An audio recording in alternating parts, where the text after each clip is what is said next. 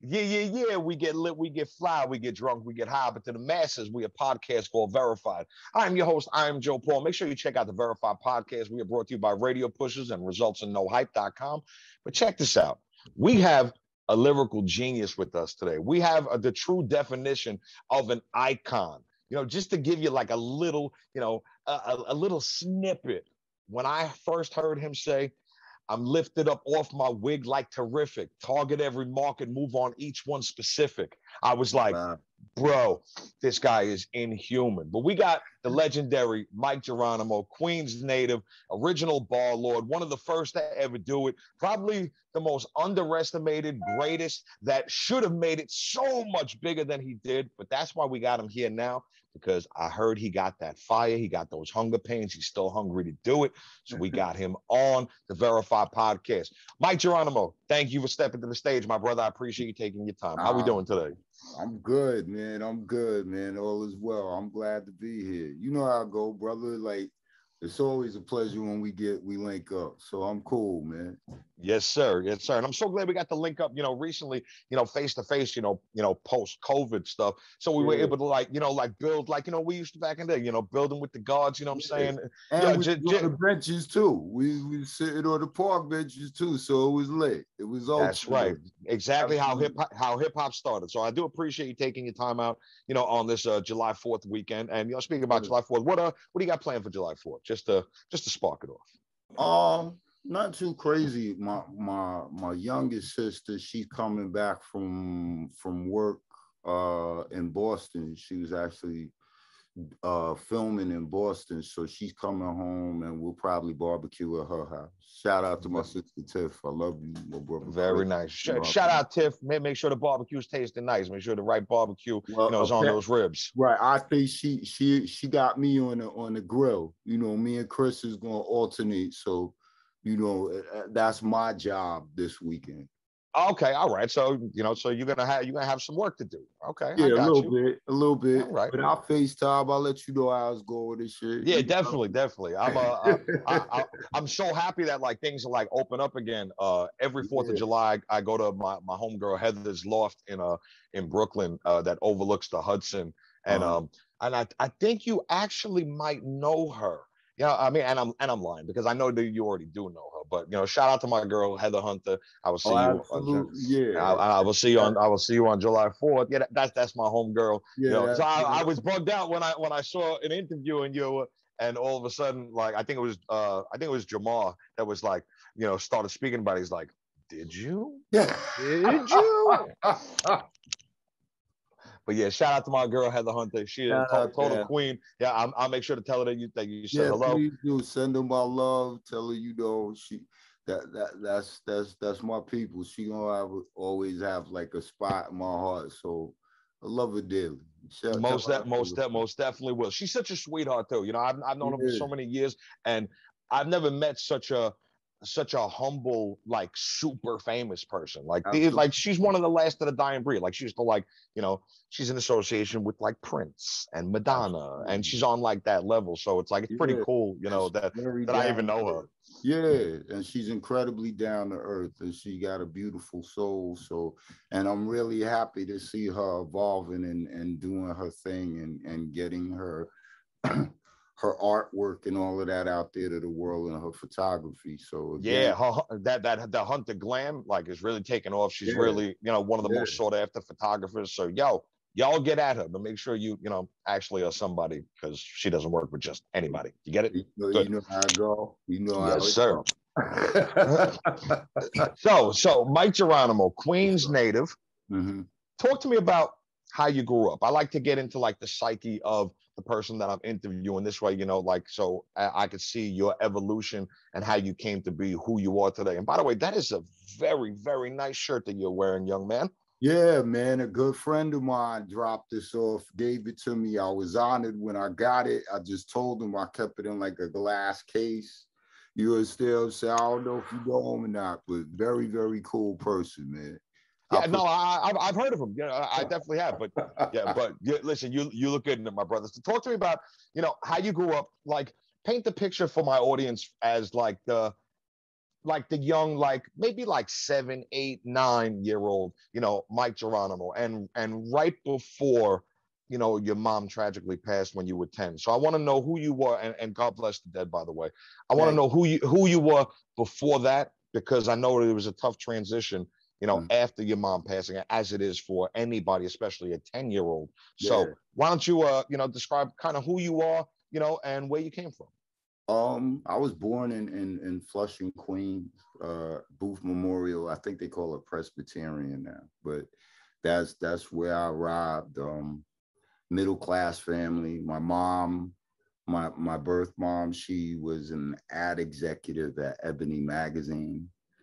She was actually doing really, really well. My dad was NYPD. He was United States Army, military. Everything was hoorah. Like. And I know he passed, but I'm going to thank you for your father's service. So thank you. I appreciate that as well on behalf of him and myself. So yeah, but and then I pretty much, I didn't really want for much. My parents, they pretty much provided me with all the essentials, and I pretty much got most of what I asked for. And I was like the average kid growing up in New York.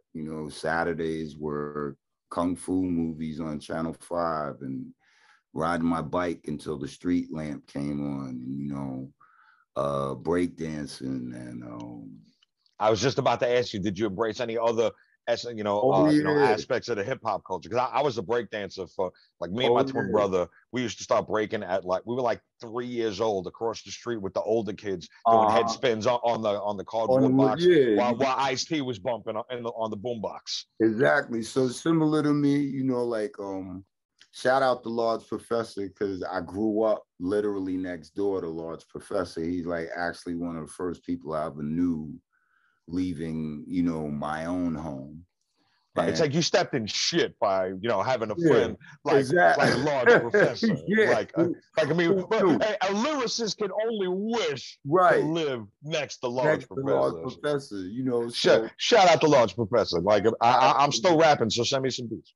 Yeah, I got you. I'll have a talk with him, but like with him, he was like my big brother. So whatever he did, I would always find myself doing. So if he was breaking and pop locking or whatever, I was doing that. If he was doing graffiti and we walk down the Pex on Main Street and get a black book and some designer markers, I would do the same thing, so I could spend my Saturdays either spinning on my head on linoleum, or I would just be in the crib, and just be sketching in my black book, trying to get better, So I had a very, very cool existence, you know what I mean? And as I said, I didn't need or want for much, because I had all the support in the world that I needed. I had a big family. My mom had a lot of sisters and brothers. So there were always, Saturdays going to my cousins, or my entire family getting together and them doing, their parties and playing Marvin Gaye and Kool and the Gang and all of that, the grown-ups. Shout out to Kool and the Gang. One of my good friends just had Robert Kool on his show. He does a show called Behind the Record. Shout out to Rob Love and Rob Kool. That great, like learning about his whole story, and even like the essence of and I'll let you get back into it. I'm sorry to get sidetracked. One of the joints that Kool and the Gang had did, provided a critical sample to Joe Budden's biggest hit, which is Pump It Up. I can't, the song escapes me now. It's the one that's like I can't remember which song it was. And Rob, if he sees this, he's gonna fucking hate me. But so I'm sorry, Rob. Don't revoke my hip hop card. I apologize. Nah, Kool and them is responsible for a lot of hits on the low, and like I look at them in the same vein as I look at Earth, Wind and Fire. Rogers and their production. And I would have liked to see that versus, the Kool and the Gang verse Earth, Wind and Fire rather than the Isley Brothers. Like that would have been. That would have been lit. That would have been ultra lit. But that's the music that we would hear, you know, when my aunt would throw parties at her house or whatever. So you was always surrounded by soul in one sense or another in my family. You I understand? got you. You have any brothers and sisters, or just a whole bunch of cousins? Yeah. I have my younger brother Kev, my sisters Tiff, Darylyn, Dawn, and Debbie. Okay, you So close with all of them? Yeah, pretty much. Like, I mean, it's a little different now because we're all spread out. And I probably talk to my youngest sister, Tiff, more than I talk to anyone else, her and my brother. But we're all still tight. We all still make sure we're okay, you know. So Dope. with that, you know, family was everything. It's always been that way in my family, like that. I feel you. Let me That's ask you. Let me ask you kind of a more in-depth personal question. okay. Now, growing up with a father, that was an NYPD officer and a veteran in the military. I know he did a couple of tours, Yeah. and served our country in a couple of wars. Mhm. Was your upbringing, do you think, more stricter than others? Like, did he have like a military kind of crack a whip sort of, attitude when it came to raising you, or like, did I you mean, did you at get a sense times. of that? And my dad, I mean, he was all of that, but he was also a G too. So he was mad cool. He was very Okay, down to earth. He was very easy to relate to and converse with. And he was very popular. So I think that there definitely were things that he instilled in us that, yeah, maybe other kids' parents weren't so hard on them about, you know, like attention to detail and, you know, you walk with your head held high. You don't ever look at the ground. My dad was always keen on just putting us on to things that would help you with everyday survival. So he was always very keen on making certain that we were street smart as well as book smart. But he was also very big on distinguishing yourself from not being, you know, the run of the mill. Like, you know, don't hide your intelligence. Don't be afraid to show your intelligence. Don't, you know, speak, you know, as though you appreciate the language that you know how to speak. You know, yeah, so you have a very vast vocabulary, and the diction in which you speak, and your pronunciation of the different, vocabulary linguistics, uh, like a true lyricist, it's my does. dad. It's Yeah. all my dad. I mean, actually, it's probably both my parents because my mom spent a great deal of her time persuading major companies to buy ad space in a magazine, and that required a lot of diplomacy. That required a lot of using your noodle. You know, it's Mhm. not just a hat rack. So I think I attribute it to both of them because they in their own ways that was part of the criteria for the occupations that they chose. So Gotcha. with Who, us, who do you attribute? Who do you attribute? I'm sorry. Who do you attribute your mhm, humbleness from? Because for somebody that has some of the most venomous bars that I've ever fucking heard, you're a pretty like humble dude. Yeah, I know you look like a killer back in the day in the videos and stuff like that, but you know what I'm saying? Like, you're like a gentle giant. Once you get to know you, you're like this. Oh, Mike Geronimo won't hurt a fly, but in the yeah, lyrics, it's like, I won't hurt a fly, but if you fly around me and you try to say something yeah, fly, you're I'm gonna gonna get let I'm gonna let a smart. couple things fly. Yeah, look over. Yeah, I mean, you know what? Like, my parents were just very big on being respectful of all people from all backgrounds, of all races, regardless of their stature in society.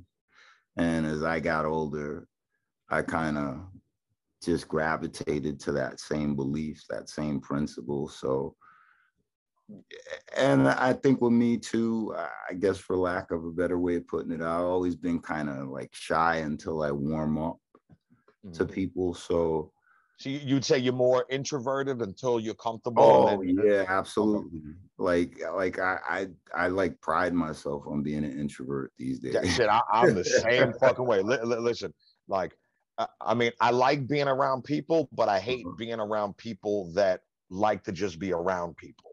Exactly. I couldn't have said it better myself. So, and that was like never. I gotta write that shit down. That was Yeah, hard. please do, bro. That was Where's the dumb fucking hard. pen when I Like, fucking yeah, need it? Well, I mean, I got this recorded. Thank God. Okay. yeah. Go back and get that definitely. But I just think, bro, like and I always had a big problem with accepting compliments. Like I don't know where that came from. So I guess all of that kind of plays into just that whole like. I mean, don't get me wrong. I'm aware of my accomplishments and I'm aware of the things I've done, but I just never feel as though it's you know like once it's said or whatever, then that's cool, and it's not much to dwell on past that. So I don't You know. know That what? You know what? I kind of have the same feeling now. Don't worry, I haven't achieved anywhere near the stature that you have, but I have been in stop playing music, so cool. the music game. Thank you. I appreciate you. Listen, the legend said it, so I guess I can say it. But it's like I think our ability to not accept the compliments that are given to us is because we have such a critical we're our own worst critic, and we're not satisfied with where we are. Not saying that we're not happy where we are. Right. We just know we got some more that we can do. Exactly. So it's like thank you for that, but it's like thank me when I get. It's like you're thanking me right here, but I want to be here. So thank me on the level from which I'm working towards. So I think that might be a little bit to it also. No, that's a very accurate assessment of like how I feel or how I view it. And I also look at it like there's just so many people in the world that do so much more that contribute to all of us. Like don't thank me, thank the cop. Don't like the nurse, the first responder, the mental health expert, thank the people that are trying to make sure that we all have roofs over our heads and that there isn't anything existing in the world such as homelessness or poverty, or like those are the people that deserve consistent, constant, merit and praise. And hey, listen, deep down, you're a humanitarian. Like I could see how much you care for humanity and how much you, because I've besides being a fan, I low key, I'm a big fan. You know what I'm saying? I mean, but so we all right? Yeah. So following your story, it's like, do you think you're a victim of caring too much about other people? Yeah, at times. Like I definitely have had experiences in life where I care so much about everyone else that it becomes, I suffer at my own detriment, or I have suffered at my own detriment. But then when I look back at it in retrospect, bro, I'm just like, yo, I didn't write the script. I'm just in the movie. So if it was that was hard right there. I have this saying that I literally say in every podcast: to ever regret a decision made in the past is to not fully appreciate who you are today. Who you are, exactly. Right. So it's like, whereas you might have made that wrong move back in the day, or you think it might have been a wrong move, in retrospect, that was actually the right move if you like who you see in the mirror. Right. If you don't see who's in the mirror, you fucked, anyway. So it's like, you got to do what you got to do to, feel a little bit better about yourself and stuff like that. And even with that, bro, like, I just look at it like, yo, like, that's who I am in this movie, figuratively speaking. And I don't much deviate from that. And so have there been times where I've given myself the speech and I've said to myself, like, yo, you care way too much. Why don't you care about you the way that you care about everyone else? Yeah, I've said that to myself, but then I've also said to myself, yeah, but if you do that, then you wouldn't be you. Right, you'd be compromising who you actually are as a person. Right. So I think it's just finding a happy balance, between the yin and the yang, between selflessness and selfishness. Because that sometimes we got to be a little bit selfish because our own personal care is very important. Even like we want to carry the weight of the world on our shoulders, but sometimes we can't. You can't. And I think it's a lot different too with me now because, early on in life, I didn't have nearly the responsibilities that I have now. Like I wasn't a father of 3 boys, and I wasn't. Yeah, and you guys just beautiful kids, by the way. You're Thank like, you, and how you and your wife interact with them. Like, I mean, it's a like, I mean, for people that don't get a chance to see that shit, just bro. trust me, it's fucking, it's a beautiful thing. I You know. appreciate that, bro. Like I sincerely do. I do, man. That's dope to hear. So and like I said, I have them now. So I kind of now, I don't know that I put on a superhero outfit to try and save Metropolis every day of my life, because I have these things that I have to take into consideration now that I didn't prior.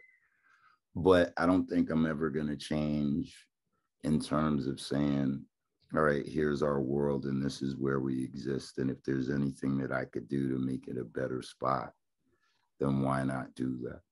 Right. It's kind of like looking at the glass half empty, half full. It's like, you don't know if you want to put on the cape and save Metropolis, but not as much as you want to just like ward away any fucking fallen kryptonite Exactly. that might come into That play. might. So it's like, let me Exactly. just protect myself like that. Yeah, Now, it's a medium, like you said. You find that balance. You find yes. that you find that even keel. Now, losing your mother at such an early age, and I don't want to get too deep because I get very passionate, very deep, and then I start thinking about if I lost my mother, and I don't want to start crying on my podcast because I haven't done that yet. I will eventually. You know what I'm saying? And I'm not scared to cry. A good cry. Ain't nothing Hey, listen, wrong with real man with real emotions, and plus we musicians, so we feel things a little bit deeper than the regular person. But the fact that you did lose your mother at such an early age, do you feel like you need to give a little extra attention to your children to kind of make up for what you lacked growing up from your biological mom? Because I know that you have such a great relationship with your stepmom, but do you feel that like you're kind of like putting like the missing pieces to the jigsaw puzzle together, in her absence? Well, I hear my mom and my dad every day in everything I do, bro. So I kind of look at it like I'm not taking her place. She's there. She's just in another space. But I don't feel that it made me say, like I think the only effect that it really left on me as an individual is you kind of always feel when things are going extraordinary, you kind of have this feeling like, okay, like fuck, I wish she was here to enjoy it with me. Well, that too, but you also have this feeling where you kind of feel like, okay, I know something's gonna happen or someone's gonna pull the rug from under me, or okay. So you always have this kind of but I just think that's just probably like the PTSD of going through something like that. Like you always kind of feel well said, very, very well said. Yeah, you kind of always have this feeling like you're gonna lose somebody you love, or like it's too perfect, and because it's so perfect, somebody has to end up going away. And it's like things are going so good, it's like something has to get fucked up. Right. And I feel that every day, man. That's why I smoke so much weed, to try to get over that, because shit, man. I'm rolling up now. So what I was saying is so you kind of have this, for lack of a better way of articulating it, you kind of are always waiting for the other shoe to drop. But I think one of the things that I'm starting to get better at is saying to myself, my therapist actually said it best to me. He was like, just because one good thing happens, it doesn't mean that you're not entitled to 9 more. Okay. His life. So I like that. Yeah, like when he said that, it was like somebody opened a window in a room with no air.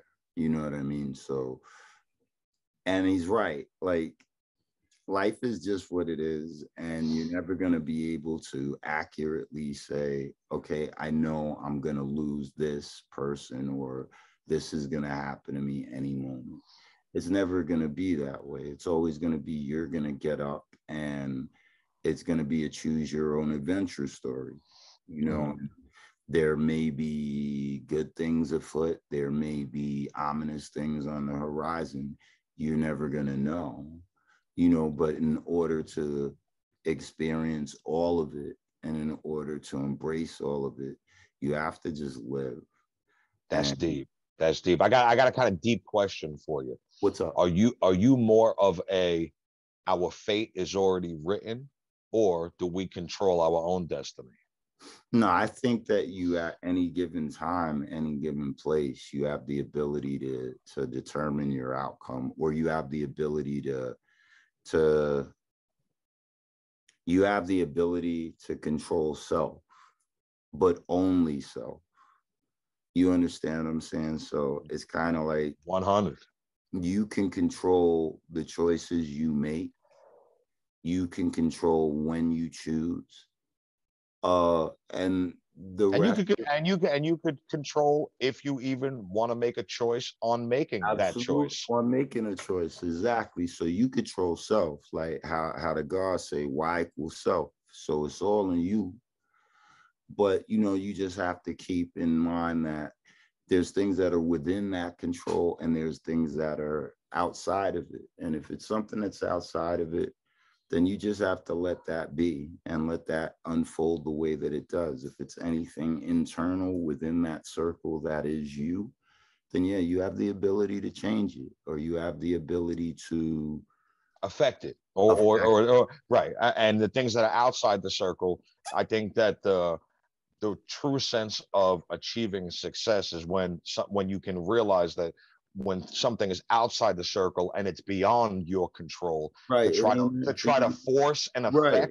is to really waste, you know, kind of your time. It is, and it actually is. It's kind of like you prolonging inevitability, because you are trying to figuratively stand in the middle of this humongous boulder, which is outcome. And you can try and push it uphill and you can try to hold it in place, but it's really not for you to do that.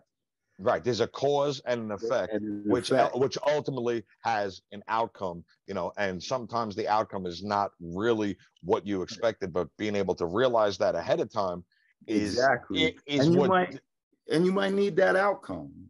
You understand what I'm saying? That yeah, absolutely. If you can't learn from your losses, how the fuck are you gonna win? I always say if you can't endure, you know, the agony of defeat, how are you going to enjoy the taste of victory?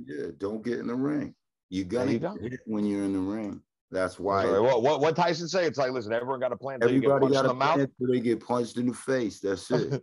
And that's right. Life. You understand what I'm saying? But I think that's the beauty of it. The beauty of it is that you do have these spontaneous events that occur that are figurative punches in your face. And those are the events that sharpen your skills, where you're like, okay, next fight, I know how to block. I know how to weave. I know how to dip back. I know how to use my legs.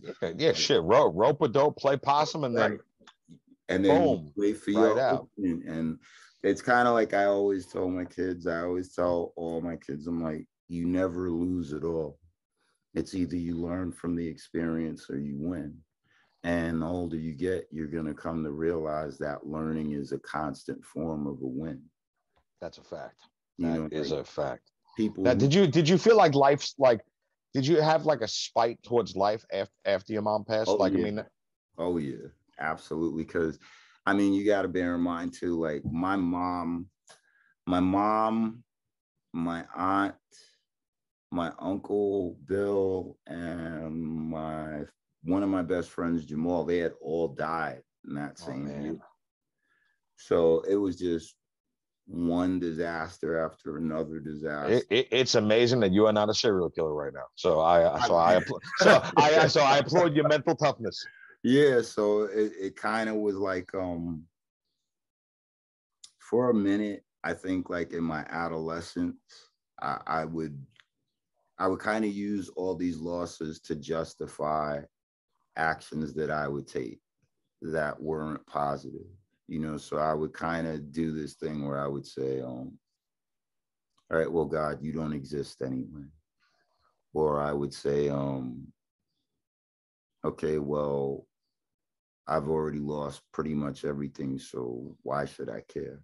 And I would use that as my justification. And yeah, I was bitter for quite some time until I started to, what I've come to discover, there's a term called stacking.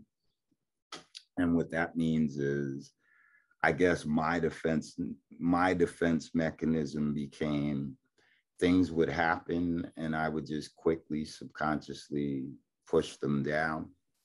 And I'd be like, okay, somebody died, push that down, or okay. So you kind of deferred the thought, or kind of like almost like repression. Right, to a degree. Okay. Like I would kind of just Or was it not really repression? Was it kind of like, because of the loss of obviously your mom, that was the toughest thing? Did you create like a force field that says like, I won't hurt like this again, so I'm not gonna allow it to, and then like mourn over time? So it kind of, you almost like, instead of paying the bill up front, you're kind of like you're financing it over time. Yeah, and I would equate it more to kind of the polar opposite, where I would equate it more to emotionally, I would just pay the full bill in one shot. And then after I did that, I would just say to myself, like, okay, that doesn't exist anymore. So why be sad about it? Or why ponder it? Or why let it allow you to, like, it doesn't exist. It's not there. And that's what I would do with everything. And listen, everything that happens to you, I always say that you start out as one big block of clay, and every single time that you go through emotion or an event, it's almost like the sculptor kind of sculpting off pieces, which kind of molds you into who you are today. So with that being said, after the passing of your mom and you're, getting, adjusted to kind of life without her, when did you fall in love with hip hop? Like, if you could like pinpoint a moment. I know it's tough because I think I actually developed my love for hip hop in particular. I think that probably came while my mom was still alive. Like, okay.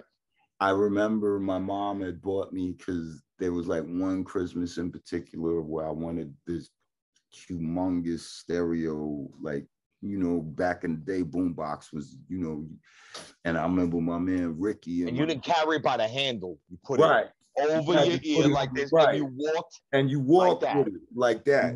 You walked with a swag. Right, on your shoulder, unless you had the mega, the big boy, where you had you had the wheel. Yep. Right, and you had to carry it like this. So you had to take your father's, like attaché case type of thing that you used to hold the thing. You used to strap it in, strap it in, push it right to the park. Right. So I wanted that. And that is not what she got me. She got me like this. It was about this big, but it had dual cassette, because I kept emphasizing. I was like, I need dual cassette. And she's like, why? I said, because I need to be able to record this to this. It's like, hold on, time out. Okay, for the youth of the generation, there were these things called cassettes. Right. That you would put into a device, and the only way you can play the music is by pressing play on an actual button, not no touchscreen, no MP3. MP3 didn't exist. And MP3 was the name probably like a tank in World War II. I mean, we really killed it because this was like before CD-ROM and everything. So all you really could do was you had to wait for like BLS to play rap, first of all. So you had to wait for Marley Marl and Mr. Magic to come on. And I think and you better press record and make sure that your parents didn't hear it, because you better not be listening to that rap in there. Exactly. And you had to have the pause button down and the record and the red and the play all together, all of those down. So when it was go time, you could just take the pause button off and boom, and you record it to tape. See, so, I had the joint where I could repress pause when the commercials would come on, and then I could unpress pause so I wouldn't have any of the commercials. I have a nice clean mix. Right. See, there we go. Right. So that was it. And in particular, I remember sitting on my terrace because we lived on the 9th floor. So I remember sitting on my terrace, and I remember I heard Rakim. I want to say it was either My Melody or I Ain't No Joke. It was one of those two songs. I think it was My Melody. And I was just like, I just zoned out, bro. Like I was so zoned out that I forgot to press record. Oh man. Right. So I was just sitting there listening to him, and I couldn't remember the name of the record. And I waited all week because I knew I wasn't going to hear that record again until next Friday when Mr. Magic and Magic was playing. Right, when he was. So I waited and I waited and I waited. And like, I think the next weekend they played it and I recorded it and I ran to the park and I was asking everybody in the, like, who's this? Who's this? And I think it was Large. It was like, yo, that's Rakim. So that was like my first true blue, like, I don't know what this is, but I love it moment with hip hop. Yeah, that's incredible. Shout out Rakim the God, Allah right there. Yeah. And shout out to his producer Nick Wiz, a good friend of mine. You know, they're working together. You got some joints right now. Yeah, oh my God. Nick is at work. You know. Yeah, he should be like, he should change his name to Nasty Nick because he's nasty with it. Crazy. Like, I'm having such a good time working in the studio with Nick, bro. Like, the vibe is insane. It's like it's almost telepathy afoot. You know what I mean? Like, we don't have to say a word to each other. It's just he knows, I know, we going. He's one of those alien producers that you don't even have to speak. Like he's once it's locked in, it's just like. Yeah, and he totally understands the artist, like in every aspect. So shout out to Nick Wiz, but yeah, Rakim was the first person that did it for me, bro. And then after him, it was like Run DMC, the Fat Boys, LL Cool J, G-Rap, Slick Rick, Special Ed. Like, when did you first actually start trying to write rhymes? I know you started as a DJ, you know, so I know you fell in love with music, you know, like even more as a DJ and learning how to do that. But when did you actually say, you know what, like I'm gonna try to put the pen to paper? I want you to explain that first process. Like, how'd you start to do it? I mean, did somebody give you the advice to do it, or were you like, I could do this shit?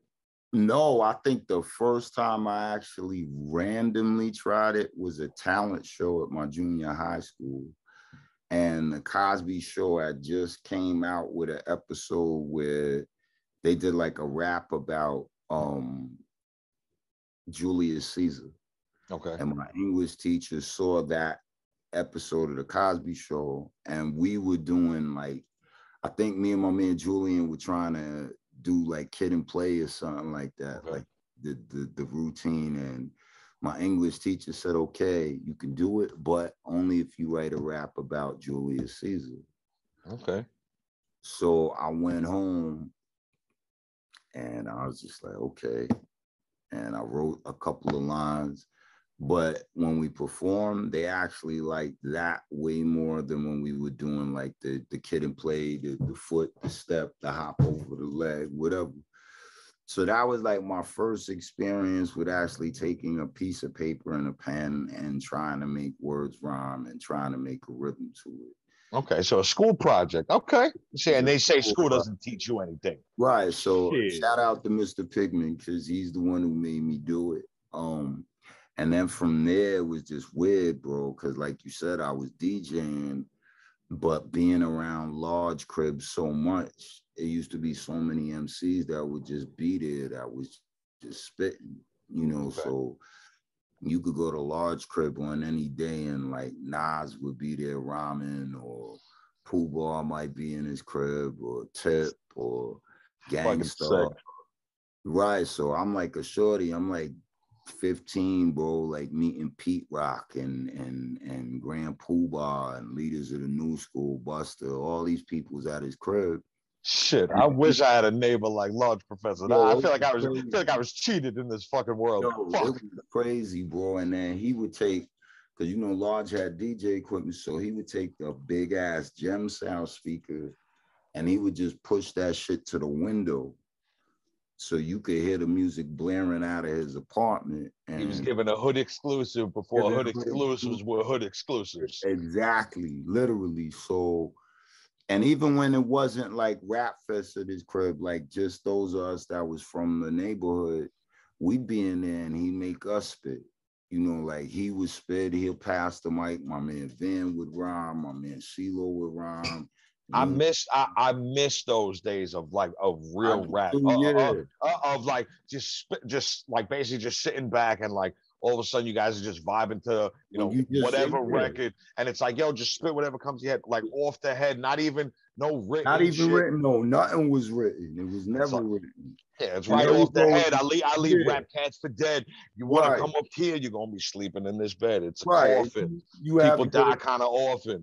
Yep. And let me shut up because Mic Geronimo is talking. Nah, but you just did it. Like that's how we would do it. And you might have your little go-to phrases, like you might say one time for your mind. You may say dip dab dib. Like Large would always say dip dab dib. So you had little things you could say to keep your rhyme going. But the point, my thing was, and you know what's up. Right. Give me like not enough time to like, right, and that gives you a little breathing room and a little time to think. Exactly. So I guess just subconsciously by doing that on a consistent basis, what I didn't know is that was kind of honing the ability to freestyle. And then, you know, the next thing I know, it was just part of what we did. Like we'll go get St. Ives or some weed and just rhyme. You know? That was some true sword sharpening, mic fighting practice. When it's you and all your boys, like that was I consider that one of the pillars and one of the essence of hip hop. You know, is being able to do that. You know, I mean, MCs today. I mean, we'll get into what I think about the MCs today because you know that's actually we'll probably do a whole nother podcast on that on that actual episode on that topic. But when you first started, you know, rhyming, and I know that you had you know, the first hit that you actually came out with was a song that actually was on your demo and it was a hit. The first song that you hold on, let me bring it back. The first song that you did became a hit. Yeah, it's kind of crazy. Kind of crazy. Shit, you want to know why? Because shit's real. I guess so, bro. Like it was so, Joe was so bugged out. Cause what was it? Who was the? You know, because I want to touch briefly on that because then there's a couple things I want to get to. Mm-hmm. Who was the DJ that you really like attribute like that record breaking? I would say of everyone, it was probably, I would have to say Ron G. And the reason being is because Ron G. Yeah, Uptown's Finest, like because Ron G had like I remember we went up to BLS and I think Father MC was who he was interviewing. And Irv and I had just dropped the record off, and it wasn't even it wasn't like the official one from the label. Like this was back when Irv decided we was gonna press it up and take it around on our own.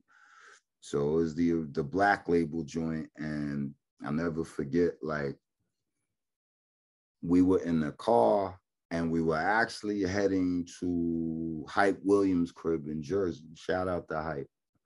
Shout out to Hype. And we was in the tunnel. I can't remember if it's the Holland or the Lincoln, but I just remember Ron G saying, all right, yeah, and, you know, we got Father MC, and we about to get into his new joint. And then we just heard him cut the record. And I looked at Irv, and Irv looked at me, and I was like, wait, that don't sound like Father MC. That don't sound like his song. I was like, if I didn't know better, that should sound like As Sure as the Sky is Blue. Whoop, whoop, whoop, whoop, whoop, whoop, bam, bam. And the shit dropped. And like, I was just stuck, bro. I was like, oh, shit. And the nigga Irv stopped the car in the tunnel, in the middle of the tunnel, no exaggeration. He got out of the car, fell on his knees in front of the car, and then he just put his head like this on the ground, and he was clutching his head. And I think that I was just in such a state of shock and disbelief, like I didn't really react. I just kept looking at him on the ground. And I remember hearing all the horns in the tunnel, like beeping, like, yo, what the fuck y'all doing? And you were probably young, fucking high as shit. Yeah, You were probably young. like, what the fuck is going on? Yeah, I wasn't high. Am I on the rate of Irv is on the, I don't, what the fuck? I wasn't high because you couldn't smoke in Irv's car, first off. Irv wouldn't even take you to get weed back then. But what I do remember is him just bugging out and him just being like, whoa. And he was mad excited, bro. And he was just like, yo, you don't understand. It's on now. Watch. You don't understand. It's on now. And I was just like, okay. But again, I was kind of like zoned out to the fact of what just happened. Still processing. Right. So I guess it was my mind trying to absorb what was really happening, what was going on. But yeah, bro, the rest was history. That was now speaking about that, so Irv produced that record. Mm-hmm. Now I know Irv worked with a couple other artists before you, but that was, for lack of better words, and you know, and that, please don't crucify me for saying this. I'm just being a journalist. If I'm not right. So Irv's first taste of real kind of success, or at least notoriety, was because of Shit's Real, Mic Geronimo. Okay, I guess you could say, yeah, it's fair to say that, because I mean, because I know he has some accolades before that, but not nowhere near as what that did. I don't think they left the impact, or I don't think that they rather opened up the doors that moment did. You know, like he definitely was dealing with Rockefeller and with Rough Riders at the time. And I think he actually DJ'd for Jay at one point. I may be wrong, but I think so. So he had a lot of different irons in the fire. Mm-hmm. But I think it was this that kind of like, you know, opened everything up. And that was cool. Okay, now I just want to transition real fast, but I'm staying on this topic. I'm here. Now, being that Large Professor is your neighbor and, you know, kind of best friend, you know what I'm saying? Mm-hmm. Did it feel weird that, like, you know, you're Large Professor, one of the Large Professors, like best friends and neighbor, but yet your first join is with somebody else? Did he ever feel like kind of like weird? I don't know if he felt weird. Like, I do know. I just thought that was a great question to ask, because it's like, it definitely is, because what I will say, I think the first person that saw potential in me was Large. And I think that when what I was just interpreting as just being at his house rhyming, and I think he was actually like paying attention to what I was doing. And because he would say, yo, I want you to go find this record by the Skull Snaps. And I'm like, who the fuck is the Skull Snaps? And he's like, go find the record and find out who they are. Or I want you to, you know, this called Smiling Billy Sweet. Okay. So I want you to, it's by the Heath Brothers. You know what it? Nah. He's like, go find out. So he would try to do things to get me to see where the music was coming from. And I guess to hone in on that, like, okay, Mike, this is soul. And soul is how we got rap. So I want you to be dialed into this. So he definitely saw potential, and he definitely was doing things to, I guess, push me in that direction, but it was very, very slow.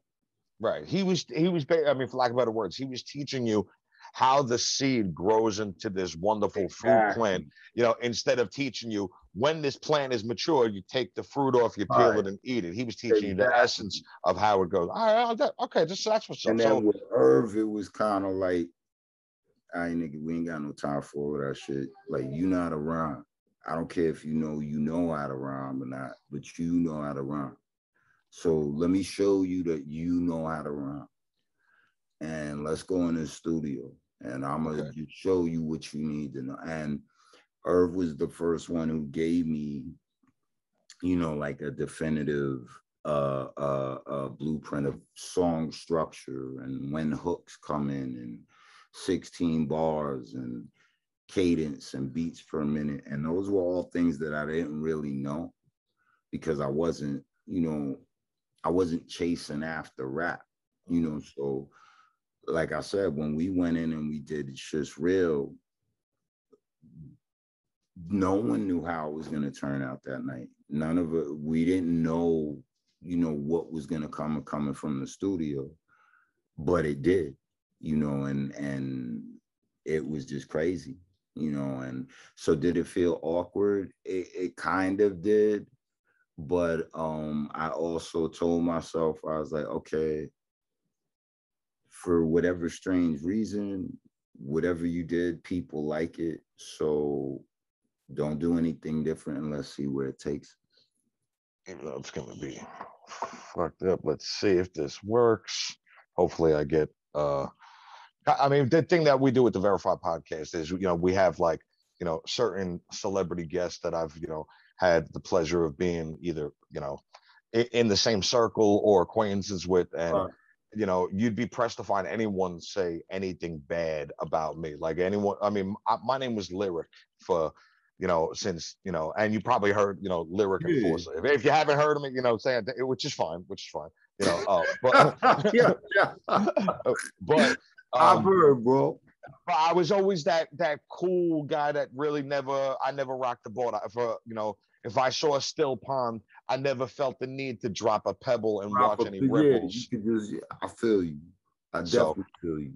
So we have somebody that's about to join. Hopefully, he says that the link was not working, but that's how I access this. So hopefully it works. Hopefully it goes down. But yeah, so until that happens, I wanted to ask, this critical question. Now, Irv printed up the record to kind of move it around. Now, I know that I don't have the stature really to talk on this level. This is, and I'm being humble right now, even though I've been in the game for so long. I've been around some legendary people. Bro. Yeah, but I need to ask this only for my own personal thing. Now, do you feel like Irv had a sense of entitlement because he went ahead and pressed up the stuff with like his own bread, rather than waiting for the label? So at that critical point where he said, I should have made you sign that shit. I think did you feel that's where the entitlement came from, or and there's a two-part question, or do you attribute that to being kind of under Supreme and those guys, which kind of made him kind of feel like nobody's going to tell me nothing? But I'm just talking about mentality wise. I completely. You're very good questions, bro. I think Irv, please don't kill me. I'm sorry, I had to ask. I think it may have been a combination of the two and other things as well, but I don't think that any of those things alone gave him that, for lack of a better way of putting it, sense of entitlement. I just think that at times he was very, he just saw how he wanted things to go. And I think at times, along with that, with people finding this new sense of control, to put it that way. Control's funny because it doesn't always talk to your heart. It might speak to your ego first, and your ego may be the one that responds and not your heart. So if I look at it now, being older, it's probably just an impetuous statement, and I don't think any consideration was given in terms of the presentation of it. and he was emotional So, because so he just lacked that filter. Like it's probably like something he should have just thought to yeah, himself. yeah, but I mean that's no secret about Herb. Anyone who know Herb will tell you he's not the best filter in the world. Like he'll say what Yeah, he no, shy. Yeah, shy is not in his. You know, in no, describing him, he's no, not. You not know, at all. that's one thing I've definitely heard. Right. So I think it was just him naturally being who he is, along with other variables, and I think that it just wasn't, in his opinion, I don't think he thought so much about the impact of stating it the way he did and saying it when he chose to and saying it the way he The way chose. he said it. Right. So I don't Right, think and I can tell that you're a man of principle, and you stand on you stand on your morals. So it's like, I'm kind of the same way. It's like, okay, once you show me those true colors, it's like I know you had a disguise on the entire time and everything looks beautiful, but it's like once you, it's like yeah, that it's like, oh, exactly. So I see something that I can't compromise my mental right. headspace, how I feel when I wake up in the morning. So it's like maybe it's time that I go a different route because I Right. just saw what I didn't like. Right. And you can't unlearn what you've learned. And also, like, I think that moment was um, it's probably one of the moments that let me know, like, just personality wise, we may not May not be mesh. right. We may not 100% mesh. And that's okay. Everybody ain't for everything. Everything ain't for everybody. Right. I say that it's the same thing with chicks. It's like, listen, me and you might have the greatest fucking earth shattering sex in the world. But when we hang out, we're like, Nah, yeah, that, exactly. that, Yeah, that, exactly. you want to Yeah. get something to eat? Yeah. Yeah, and then you Talk just, about it. yo, And that's the perfect way to put it. So I think personality wise, it was probably the moment where I was like, okay, we may not mesh as well as we think, but all hope wasn't lost. I just felt insulted by it more than anything else, and I just felt that it spoke to what he saw in me value wise and why he even attributed any value to what he saw. yeah, when I heard the story, I attributed it to like one of your boys, like your boys, like is out one night at the club and like she's like, the girl that you kind like might not be your girlfriend, but like a girl that like he kind of knows that like you're fucking, or at least like likes, and Right. like because like you're drunk and she's drunk, like you think that you could kind of like push up on her and be like, yo, like you don't got to know. Yeah. So it's like I always feel like once you see once they peek that evil head out, it's like once you've went past that point, it's like that's kind of like a point of no return. I can forgive, but I'm never gonna forget that shit. Exactly. And like honestly put, I wouldn't view it as being nearly as malicious as some would see it. A lady you're dealing with and decide they gonna shoot their shot when you ain't around, but it just lacked a whole lot of integrity, and it lacked a whole lot of Respect. I respect. mean, Yeah, listen, it's an equal partnership, in any sort of marriage or any sort of relationship, yeah, and when you undermine the other person. Now, I mean, granted, like there's three sides of the story. There's your side, his side, and then the and actual, then the actual truth. Yeah. right.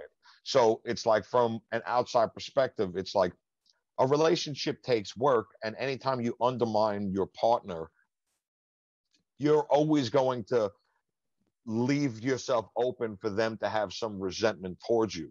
So it's like Exactly. if you can't come to terms with those inner demons and not say what you need to say, but it also is the method in which you say it, because that has a heavy impact also. There's a reason why battle rappers, like sometimes get cracked in the face, because the way they say it, like it hits hard. Yeah, You because know what I'm saying? it gets to being out of pocket.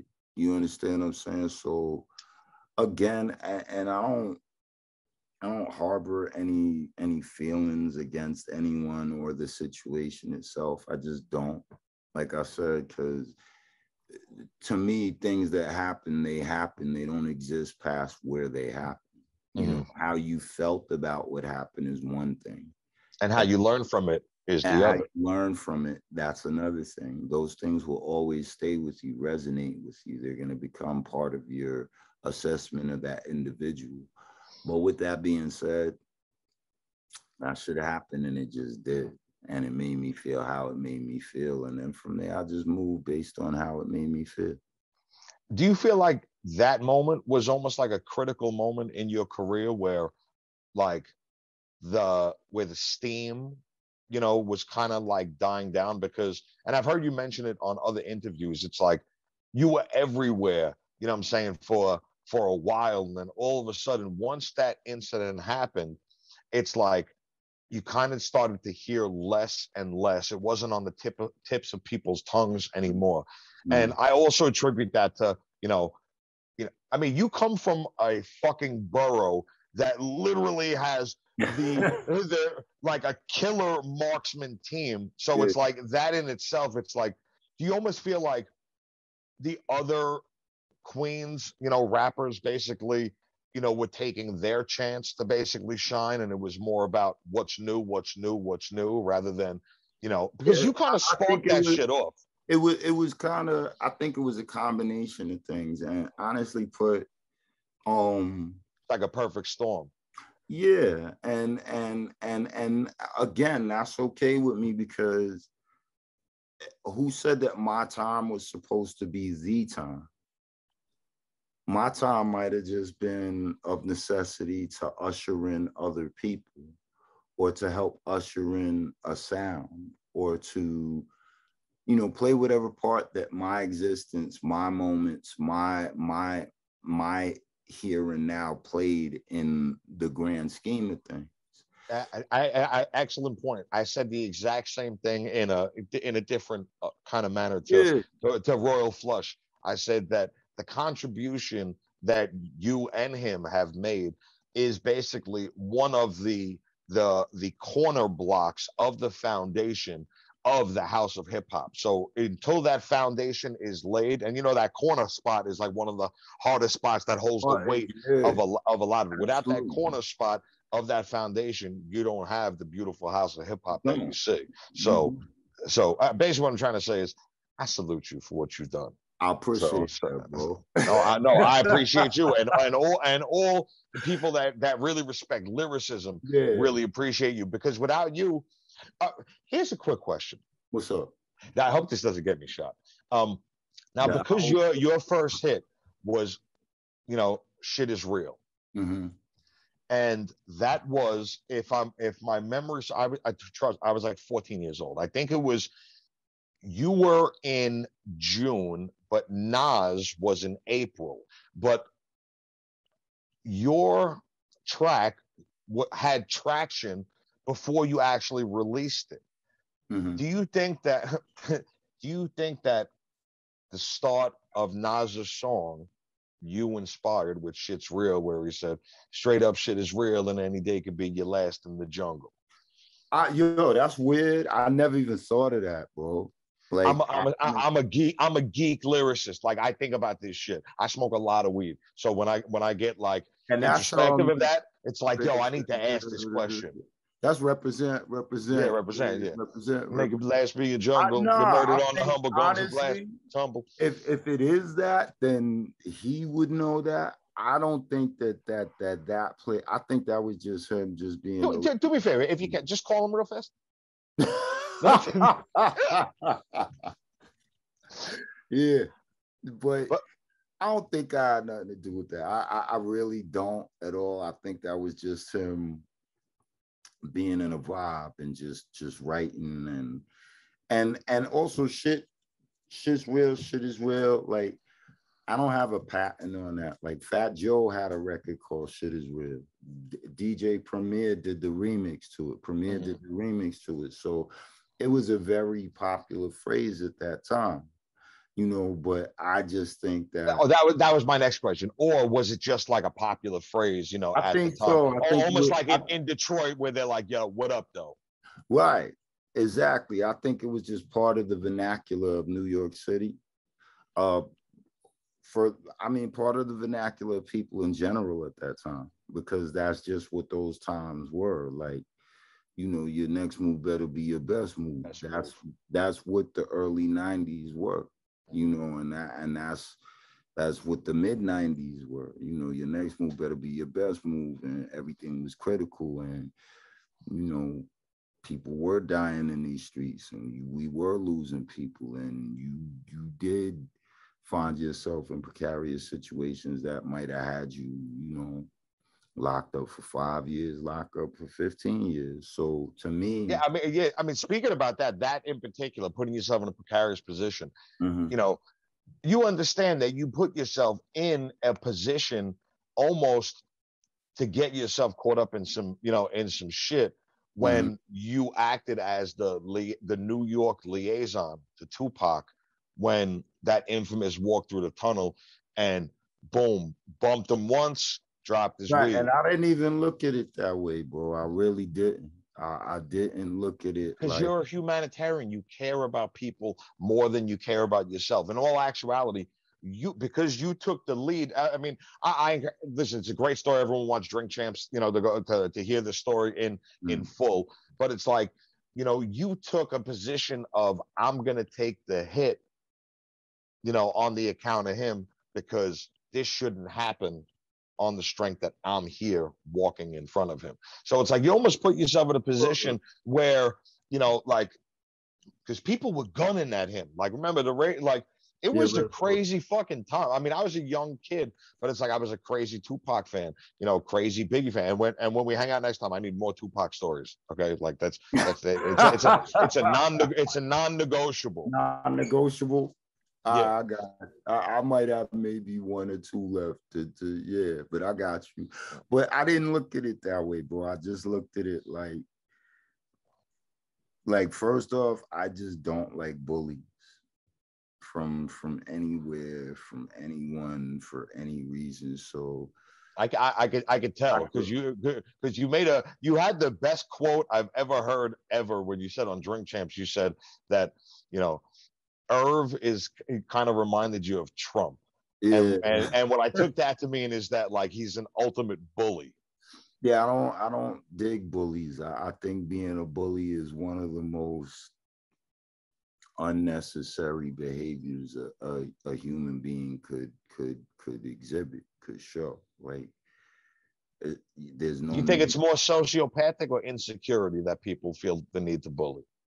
I think it varies from I know it's a deep question. Like, probably I mean, for like a Harvard like psychiatry class. Yeah, but hey, listen, we're available to be booked. So yeah, and it could actually be both. You know what I mean? Like, you could have someone who has sociopathic tendencies, but they're not aware of that. But they also have, that thing that people just have where they're just like, if I make everyone, believe certain things, and if I dictate and if I do certain actions, then it'll keep people in fear. And then that way, it's their own inner justification to justify their insecurities, exactly. or rationalize it, in some capacity. It's like putting your insecurities in a safe room. You guys got to smoke some weed and fucking relax, stop killing people. Yeah, so I just have never been a big fan of bullies. I've never been a big fan of people that don't deserve for something to happen, for that to go about. So I think in that instance, I just witnessed something that I didn't feel was cool. And it just tapped on that thing in me where I was like, yo, this isn't cool. Like, I'm not having that. And I think if the shoes were on the other foot, it'd probably be the same thing. If you would have came out your neck, and like, I mean, they always say, it's a great quote, like, the greatest trick the devil did was, convincing the world that he didn't exist. But then once he shows himself, then you in some shit. So it's like, whoa, it's like, easy, devil, easy. It's like, I thought you were gonna be some hot bitch with some fucking horns and tits and shit. And it wasn't that. And like I say, I think honestly, if the shoe was on the other foot, I think bro would have did the same thing. You know what I mean? I think he would have did the same thing. I could be wrong, but I believe he would have. And I didn't look at it as nothing past that, bro. It just was niggas out of pocket on the wrong route, and that was it. Young with a little bit of success and no filter. Yeah, no filter, and they just felt like doing what they felt like doing until somebody checked them, and that was it. We checked them. Now, do you ever feel that you can, like, I mean, I know recently, like, I mean, he did say something like, on like IG Live, about, something. But do you guys ever feel that you could ever maybe find a happy medium or a place where at least you guys can kind of coexist without harboring any resentment, or because of all the back and forth, it's kind of like, like the Bloods and the Crips. Oh, you killed Little Trey Blood. Oh no, well you killed Big but C, I homie. think that's the public more, bro. Like, I mean, at the end of the day, I'm gonna always have love and respect for God. Like, And I've heard you say it on like 18 different fucking interviews. So it's like, I'm sure he has heard it. And your sincerity while you actually say those things, like you said before, it's how you say it. It's like, if you were like, yeah, I don't bear no ill will on him. Nah. Shit. And I'm always happy when he, does something that's successful. I'm always rooting for him to do something successful. Like, people don't understand, with them, I always would feel like, all right, if I'm not out there doing it, at least they are. And that's enough for me. That would bring me joy, watching him succeed, watching Ja succeed, watching Murder Inc. succeed. That filled my heart with joy. I picture Rocky 4 where Rocky's watching Tommy, get right. the heavyweight champion. He's like this. He's like, it's just one heavyweight championship. Yeah, he's like, exactly. he just did that. He's right. like, Adrian, yeah, give me a drink. And honest to God, that was how I would be. I'd be wherever I was, watching whatever they was doing on television, and that was enough for me. That was enough of a solace for me. So you're a great listen.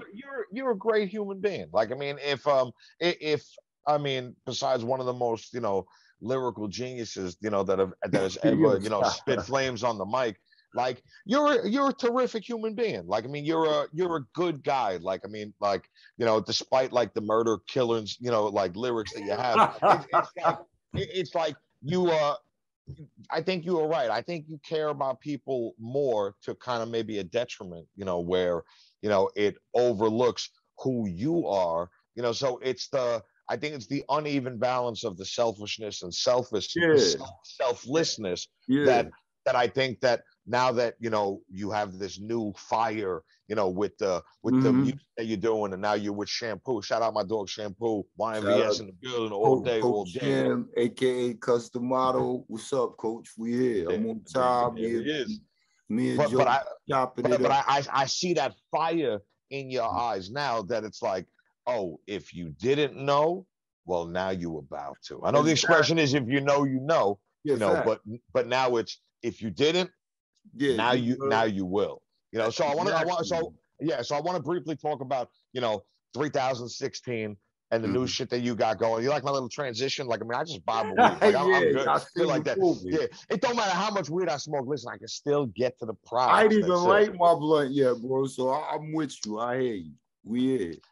But yeah, what's with why the rediscovered fire? I mean, I know that I was thinking about this, and I paused in the shower, but it was 3:00 in the morning. I was fucking wrecked. I was thinking about good questions to ask, and I was like a samurai or a ninja or a true marksman. Sometimes we'll go to the shooting field. Sometimes we'll go, into battle or combat just to see if they still got it. Mm-hmm.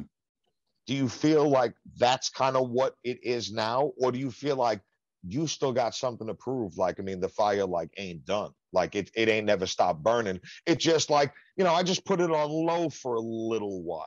So you know what, bro? Because the shit is fire. The new shit is fire. That's what I'm trying to say. That was the big buildup. You got to hear a Boom. lot. Right, you got to hear a lot that most people didn't get to hear yet. So I think, bro, the biggest catalyst, honestly, was my dad. I think I told you, like I know I told you the story, but my dad had passed away a couple of years ago from cancer, but and he had PTSD. Yeah, I appreciate it. So, you know, I went and visited him a couple of days before, you know, his transition. But it was like the first time that my dad had ever really not just acknowledged that I you know did music, but my dad had never really, he never commended me in the way that he did when I went to see him, you know, and he was just telling me like, and it was more amazing to me because he had dementia too. So he would go into states where he was totally cognizant and he was totally with you and he can tell you everything about the environment, his surroundings, you. But then in a nanosecond, he would be in another place in another time. I'm so glad that like you got to speak to him while he was lucid. Yeah. You know, for people that don't know, when you have dementia, like you don't know who you are, you don't know who is in front of you, you don't know where you are, you have no sense of really. I mean, there's different levels of dementia, but you don't really know. Like, if for lack of better words, you are down the rabbit hole like Alice. You have no idea. Exactly. It's like they're on a train and they keep missing their stop. That's kind of how I would. That's like a yeah. So I'm glad he was lucid, you know, and he so was able to acknowledge that. Exactly, and he was like, you know, I see all these people writing, you know, from the UK and Spain and all over the world, and he's like, and I never knew the world felt this way about my baby, and you got to get back out there, kid. And that like shocked me to hear my dad tell me like I have to get back out there. Like I'm thinking he's going to be like, okay, you know, you did music and now, okay, let's grow up and let's, you know, make sure we're doing. But no, he asked me and he was like, you know, he kind of like made me promise him that I would. And I told him, I'm not ready to do that yet. I said, but if ever I feel that way, I promise you I will. And and I just started feeling that way. And it's so weird to me because it was like just a little bit before Drink Champs. Like I just started getting that whole, well, maybe I should just go in the studio just to see how I feel about a studio and just to see how I sound and if I like it. The samurai always has to pick up the sword and just be like, and well, yeah, and then once you unsheath it, once you pull it out of the sheath, and you once you realize I can still kill a motherfucker. Right, exactly. So and then it becomes something else because you're like, okay, well, how? Okay, I just took care of 5. How do I take care of 10 in the same amount of time? And then you just start pushing yourself to see how far you could take your ability. And then, you know, I was really comfortable, but I think I also was entering this space within myself and within, you know, my mind where I think I was starting to get over a lot of the things that I went through in life. And I was starting to not just come to terms with them, but even greater than that, I was able to say, okay, this is what happened. And yeah, it's crazy. And yeah, you got this from it. But guess what? This is the part where you let it go. So I literally pictured the movie Dragon, the Bruce Lee story, when he's, you know, when he's like, Brandon, it's okay, and then he runs up and he starts kicking the shit out of the demon. So it's like I feel like you know at that point I'm writing the movie, the Mic Geronimo movie. You know what I'm saying? So I want executive producer credits. But I was there, and I'm still there, and it was my first time getting to a true sense of peace and a true sense of truth and a true sense of acceptance. You know what that is? That's a level of success. It's not about a monetization or monetary No, value. It's not about how many bitches you bagged over the years. It's no. not. It's like when you could actually wake up and be like, "Wow, Right. You feel me, Joe? So I kind of like myself." I kind of like myself. Like I would wait. I'd be like, You look in the mirror, you're like, yeah, exactly. you damn cute motherfucker. Shit, I like you. Yo, I We're swear, gonna hang bro. around here for a little Yo, while I might longer. have to come get you today just so we can have some drinks, man. Hey, man, whatever you guys listen, I'm already Yo, lit. So listen, the party don't stop. It's Friday night. I know, and it's Shit. Friday, bro. So nah, but on some real shit, bro. That's exactly how I felt, and I somebody they explained it to me the best way. They said, you knew happiness, but you've never known joy, and there's a difference. And they said, Whoa. when you're happy, yeah, they were like, Whoa. you know That's a Mount St. Helens eruption type of bar right there. exactly, bro. And they broke it down to me, and they were like, yo, you experienced lots of happiness. Like, you've had things that have brought you happiness. There's people that have brought you happiness. There's things you've done that brought you happiness, but you were never truly happy, Filled with joy. joy. And they said joy is something that doesn't dissipate. It doesn't go away, and it doesn't get smaller. It only grows with time. And it's funny because as that was broken down to me, my youngest sister was with me the night that my son Mike was born. And somewhere along the line, she said to me, she said, I never told you, but the night that Mike was born, I watched all of that stuff, all of your baggage. I watched that Mic Geronimo walk out the hospital. And I saw That's fucking awesome. the beginning of you. Yeah. That's like, in The Last Dragon when the red glow goes to the yellow glow, Right. and now you got the glow. And it's crazy. Yeah. Cue the Rick James. Right. Yeah, So, there you go. Cue the glow record, but she said, yo, I saw all the drama and the pain and the hurt and the things you went through. I saw all of that walk out the hospital the minute Mike was born. And it's true. See, that's like what Rocky says when he comes back from Russia. He's like, seeing you is like, being born again. And he was just like, what do you mean? It's like, if you want to know what he meant, just listen, rewind this podcast. Exactly. Just That's right. And then it dawned on me, and I was like, well, that's cool too, because like, yo, that means my life was never mine to begin with. My life was only given to me so I could get them here. And then when I realized that was the start of my joy. And that allowed me to let go.